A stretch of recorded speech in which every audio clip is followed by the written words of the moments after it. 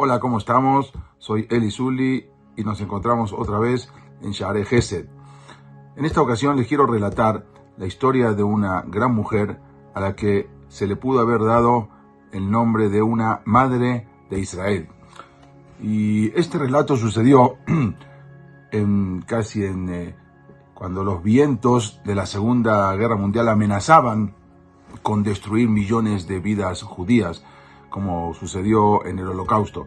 Entonces, en ese momento apareció una impresionante mujer que junto con su esposo Isaac hicieron grandes esfuerzos para poder salvar la vida de miles de refugiados judíos que huían de lo que era la barbarie y de las guerras de los nazis.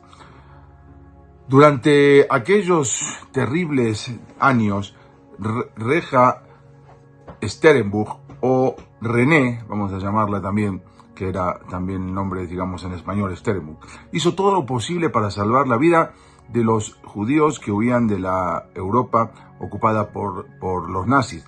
Aquellos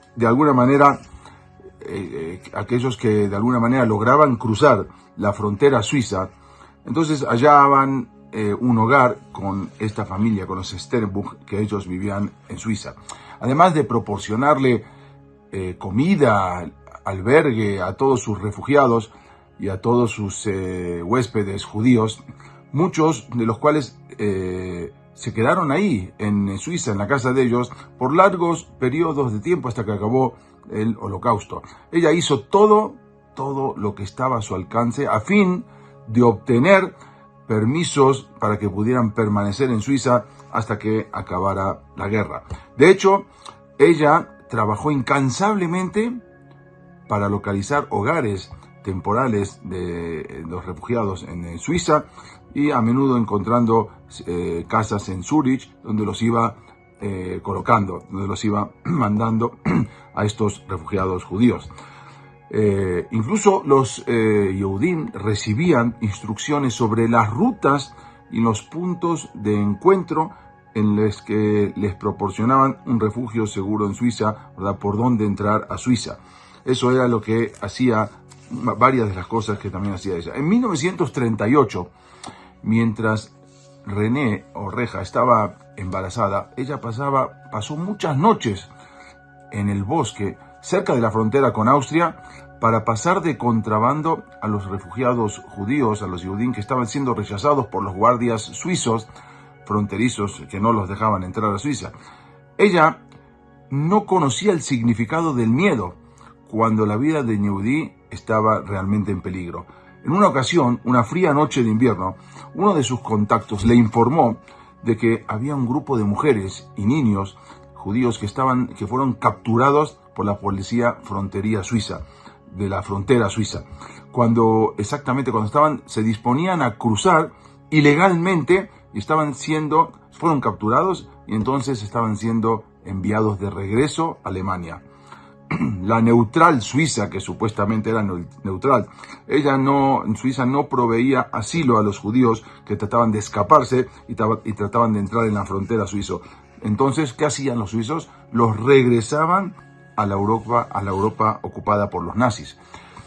Su contacto entonces le informó que ya nada se podía hacer para poder salvar a aquellos desdichados Yehudim, judíos, puesto que ya los habían entregado a la Gestapo al otro lado de la frontera suiza. Era casi imposible que un Yehudí regrese vivo después de caer en manos de la Gestapo.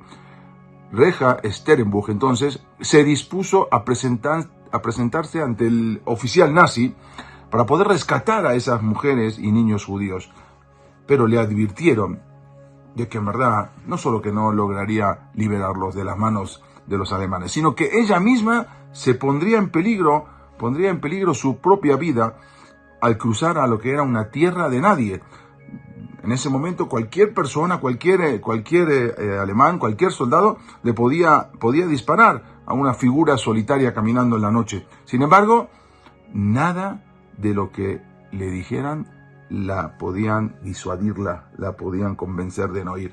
La señora Sterenbuch ignoró todas las advertencias y se dirigió directamente hacia la frontera suizo-alemana en la oscuridad a través de lo que era la llamada tierra de nadie. En ese momento ahí podían haberle disparado. Y efectivamente, de repente se escucharon disparos y una voz gritó fuerte: ¡alto ahí! Eran los guardias alemanes de la frontera que estaban acompañados de feroces perros, perros de verdad, y le gritaron: ¿qué está haciendo usted ahí? Y ella le respondió: quiero hablar con su jefe. Respondió ella, la mujer: por favor, llévenme con su jefe. Los guardias debían haber estado totalmente sorprendidos ante la presencia de esa intrépida mujer, puesto que la llevaron al oficial. Una vez parada frente al hombre, que se veía un hombre sádico, un hombre cruel, y justamente estaba sentado al lado de un perro con enormes colmillos. Entonces el nazi le preguntó en un tono amenazante: ¿qué quiere? Y Reja Sterenbuch le respondió: soy suiza, y estos judíos vinieron a mi país bajo mi iniciativa. Por lo consiguiente, soy la responsable de su seguridad. Y vengo a solicitarle que se me permita, por favor, llevármelos conmigo a Suiza. De lo contrario, si no me los entrega, me uniré voluntariamente a ellos.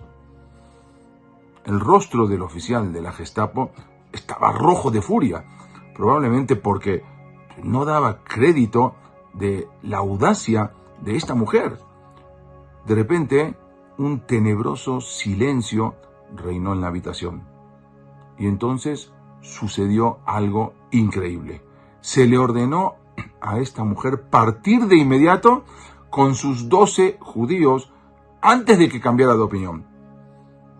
¿De dónde sacó el coraje esta mujer para estar parada y hablar con tanta seguridad y con una voz tan alta frente al tal odio que emanaba del alemán? Impresionante. Las actividades de la mujer Sterenbuch no se limitaron solamente a ayudar a los refugiados, sino que también intentó detener el asesinato de judíos, tanto ella como su esposo Isaac, de asesinato de judíos por los nazis. Ellos fueron los Sterenbuch justamente quienes dieron a conocer el famoso cable Sterenbuch, que era el plan de los que estaban haciendo los nazis, que en ese momento la gente no lo sabía, y mandaron al Comité de Rescate de la Unión Americana de Rabinos Ortodoxos, Ba'ad Salah, para avisar que los nazis tenían intención de matar a los judíos antes de fin de año con un gas venenoso. Incluso el día de Bar Mitzvah de su hijo, estaban en el Betacneset, Reja Sterenbuch se enteró de que se estaba deportando o preparando la deportación de los judíos de Francia. Inmediatamente se retiró de la ceremonia del Bar Mitzvah de su hijo. Se subió a un tren con destino a Francia, donde apenas llegó, empezó a distribuir visas y dinero a los Yehudim franceses para poder ayudarlos a escapar. Obvio, ella era una mujer ortodoxa. Normalmente no tomaría un tren en Shabbat, pero la preservación de la vida humana anula prácticamente casi todos los demás mandamientos de la Torah. Sin embargo, luego los nazis descubrieron lo que estaba haciendo la señora Sterenbuch. Entonces fue arrestada, fue enviada varias semanas a prisión, lo que le provocó incluso un aborto. Fue acusada de contrabando ilegal de judíos a Suiza y de adquisición de pasaportes falsificados, entre otros delitos. Querían también que ella nombrara a sus cómplices, pero ella se negó y hasta les preguntó a los alemanes: ¿de verdad ustedes están esperando que yo denuncie a los padres de estas familias y les traiga más desgracias? ¿Ustedes están esperando que yo les dé los nombres? Por falta de pruebas, el juez desestimó todos los cargos en su contra. Después, el mismo juez la llamó a su oficina y le entregó un sobre. En el interior había una contribución de 100 francos para su operación de rescate. En 1944, increíblemente, ella se contactó con el expresidente de Suiza, Jean-Marie Mussy, era amigo personal de un general de las SS nazi, Heinrich Himmler. Ella convenció al expresidente, a Jean-Marie Mussy, para que negociara con Himmler, quien acordó liberar a los judíos del campo de concentración a cambio de $1 millón. aproximadamente 1.200 judíos fueron liberados antes de que los colaboradores nazis de Suiza cerraran el intercambio. O sea, enseguida pudieron salvar a 1.200 judíos. La señora Sternbuch también negoció la liberación de miles de judíos detenidos en campos de concentración de Austria.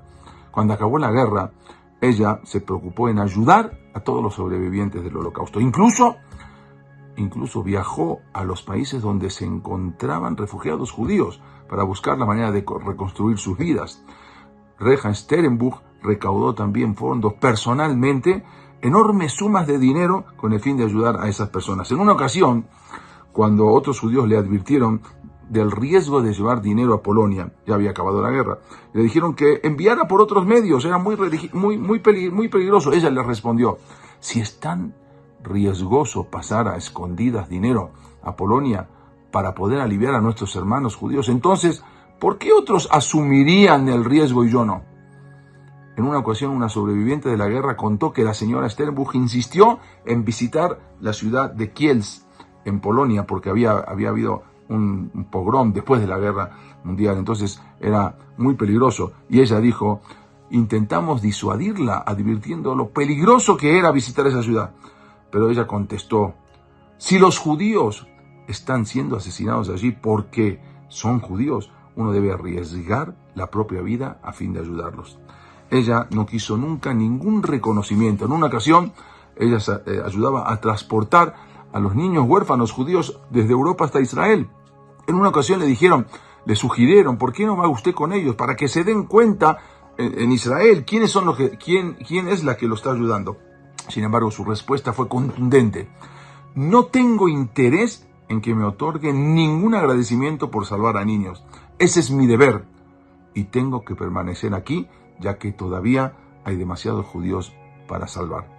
Ella estuvo dispuesta a sacrificar incluso su propia vida a fin de ayudar a sus hermanos Yehudim. Miles de Yehudim sobrevivieron en el Holocausto debido a los esfuerzos de esta mujer, de esta increíble mujer, esta heroína de Am Israel. Pero, por increíble que parezca, ella fue responsable de salvar la vida de más de 300.000 Yehudim. Entre ellos, salvó la vida de los famosos rabinos Rab Aaron Leib Steinman, el Rab Steinman, el famoso. Ella salvó su vida y lo metió a Suiza. Y otro de los Rab, entre todos los que salvó, el Rab Moshe Soloveitchik, hijo del Rab Haim de Brisk. Los descendientes de los Yehudim que Reja Sternbuch salvó ahora se cuentan por cientos y cientos de miles de Yehudim. Su heroísmo alumbró como una luz resplandeciente en las terribles penumbras y en la oscuridad del Holocausto. Y recuerda que aprender historia no es lo mismo que aprender de la historia. Nos vemos en la próxima clase. Saludos.